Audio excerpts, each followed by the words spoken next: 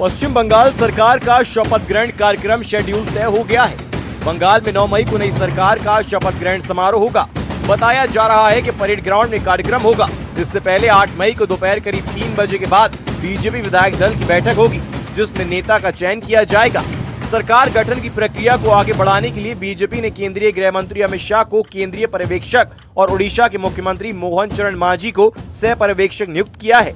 दोनों नेता नवनिर्वाचित विधायकों के साथ बैठकर मुख्यमंत्री और कैबिनेट के नामों पर अंतिम निर्णय लेंगे। बंगाल में नई सरकार के शपथ ग्रहण कार्यक्रम में पीएम मोदी शामिल होंगे। साथ ही बीजेपी शासित राज्यों के मुख्यमंत्री और बड़े नेता भी पहुंचेंगे। एक तरफ नई सरकार के शपथ ग्रहण की तैयारी है, तो दूसरी तरफ बंगाल में चुनाव खत्म होने के बाद हालात एक बार फिर तनावपूर्ण होते दिखाई दे रहे हैं। टीएमसी की करारी हार के बाद कानून व्यवस्था को चुनौती देने की घटनाएं सामने आने लगी हैं।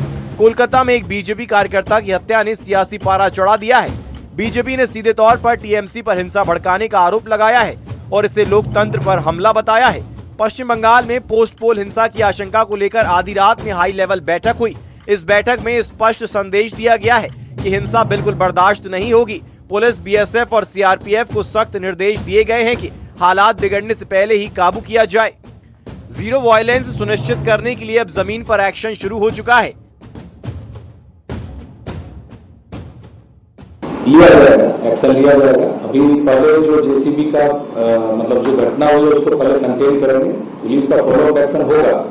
जो लोग पुलिस अफसर वहां थे और जिन्होंने एक्ट नहीं किया है, रिपोर्ट जनरेट होगा। जो कार्रवाई होगी है की जाएगी, बिल्कुल की जाएगी। Instructions have been issued and they have to comply with that.